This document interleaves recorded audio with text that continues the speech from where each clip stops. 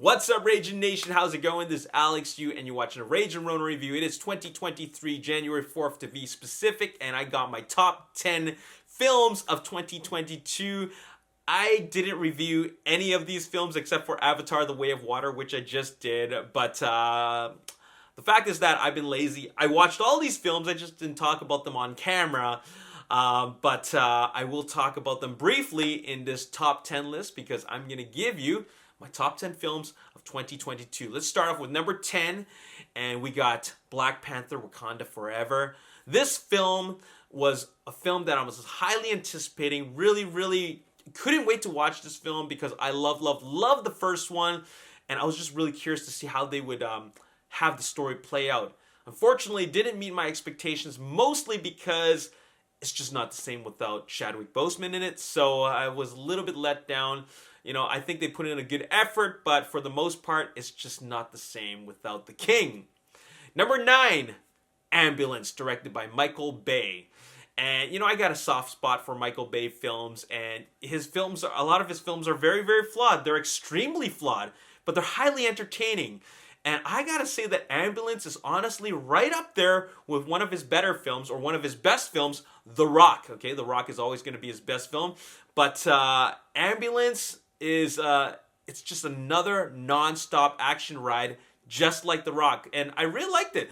I loved all the performances in this film, especially from Jake Gyllenhaal. He did a really great job with this film. And you know, it's a movie that I actually watched a couple of times. I watched it once in the theaters, and then after I got it on 4K Blu-ray, watched a couple more times after that. I think it's a decent film, all right? It's a little bit crazy. It's quite ridiculous, but it works.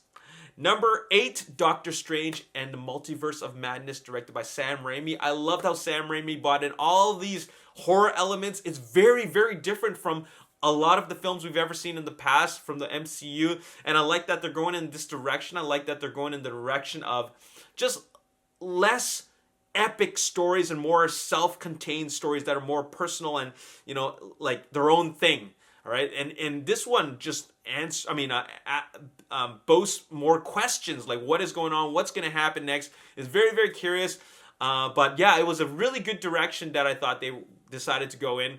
And I just love that it felt very different from, you know, your typical epic, you know, battle at the end, right? So it was definitely a much needed change for the MCU. What are we at? Number 7, The Gray Man, directed by the Russo brothers, starring Ryan Gosling and Chris Evans. Now, this is a pretty good action movie. Now, we don't get a lot of action movies like this, but I really love that this was a full-on, you know, mano a mano action film. You know, we got 2 heavyweights here, and they were just going at it. I love the fighting. I love I love all the action in it. It's just like big action, okay? And we get to see a really different side of Chris Evans. He's playing a bad guy. It kind of reminds me of his short role in Scott Pilgrim versus the World, but on steroids. And I think it was a really good look for him. He did a good job with that. Ryan Gosling, very cool in this film. But what really stood out was the action. They did a fantastic job in making some big action sequences. I love the car chase in the middle of the film. That was top notch. Okay, number 6. Everything, Everywhere, All at Once. I mean, if we had to choose between which is the better multiverse film, I think that this one really gets the top spot for multiverse film, because this one is way out there. I mean, this one was really creative. I love the performance from Michelle Yeoh. This is a role that, in my opinion, is kind of a standout for her because we haven't seen her in a role like this before. I thought the story was great. It's very creative. I thought it was just so out there, and I've never seen a movie like this before. So I just thought that, wow, this is not like anything I've ever seen. It was a very original story, and just a very great direction. So I was highly entertained by this film. You can get a little bit lost in this film, but the outrageousness of the film just makes you just has you highly entertained, all right? And they decided to take a lot of risks with this movie, and I thought that Like, wow, they actually did that. Number 5, I Want You Back. This is a film starring who is in this film? We got Charlie Day, we got Jenny Slate, we got who is that? Scott Eastwood. This is a really funny romantic comedy on Amazon Prime. You know what? I gotta actually put this up there with one of my top 10 favorite romantic comedies. I thought it was hilarious. A lot of great, memorable moments. Scott Eastwood is hilarious. There's some really great, funny lines in this movie, and they all just kept it very, very entertaining. And I love the character dynamics and the chemistry between everybody. It was very, very well written. Number 4, The Batman. If you're looking for comic book accuracy, detective Batman, darker Batman, Gotham City the way it's supposed to look, this is the Batman for you. I really like this Batman. I like them all, but I like them differently. I like how every version of Batman is so different. And I thought that what's his name, the vampire, Robert Pattinson, he did an excellent job. When he was cast, I knew he was going to do an excellent job because he actually really is a great actor. And to top things off, we got the direction from Matt Reeves. I think he's the perfect director for the job. And he gave us a really, really dark, gothic, a noir version of Batman. It's something that Tim Burton was...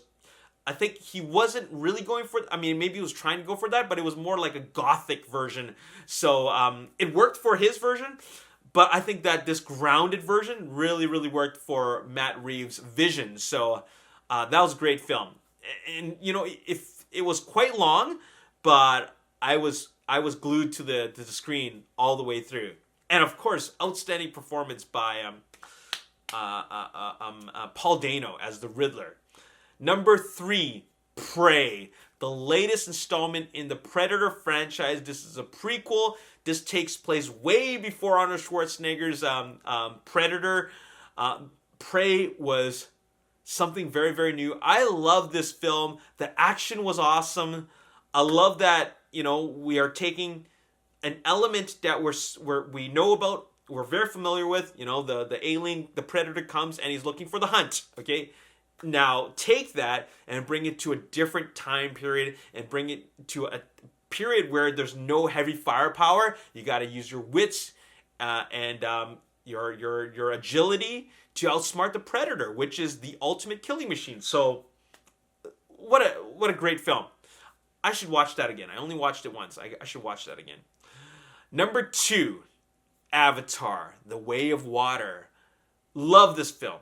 I definitely will go back. And as a matter of fact, I did watch it in IMAX 3D. I'm actually going to watch it in 4D or 4DX or 4XD, 4DX, I think. I'm going to watch it in 4XD or 4DX tomorrow. I already got tickets for that.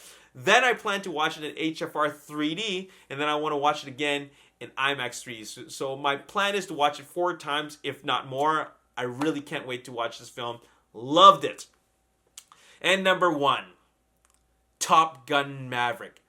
This film is perfect. I think I gave it a 10 out of 10. I cannot imagine this film being better than it already is. Okay? It is so awesome. It is a perfect sequel. It is a sequel that really, really works. And it's highly entertaining. The thing is that even if you didn't watch the original Top Gun, this film works and is highly enjoyable. Okay? Some people watch the original Top Gun, but they don't remember the very first one. And you just go in watching this, you will still find this film extremely thrilling. As a matter of fact, the word that I like to use is it is exhilarating. It is awesome. I came out of the theater clapping. Okay? I was cheering. It is... Wow. What a great film. It is a feel-good movie. It is a movie that when you're watching it, I was watching it at home in 4K on my 65-inch screen, and I was still cheering. It is such a great film, and I'm so glad that they finally made it, and they released it at the right time, and this movie is perfect. Okay, so there you have it. Those are my top 10 films of 2022. Let me know your top 10 in the comment section below, and there you have it. My name is Alex. Thanks for watching. See you next time. Peace.